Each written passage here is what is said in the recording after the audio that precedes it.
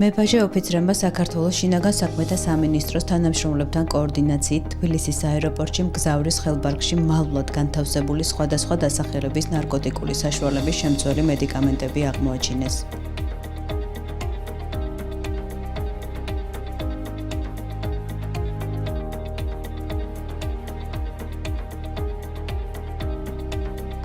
მეფაჟე ოფიცრების მიერ აღნიშნული მედიკამენტების მაღალი სიზუსტის მქონე ნარკოანალიზატორით შემოწმების შედეგად 21 კაფსულა ლირიკა და 28 კაფსულა მეტამფეტამინი გამოვლინდა.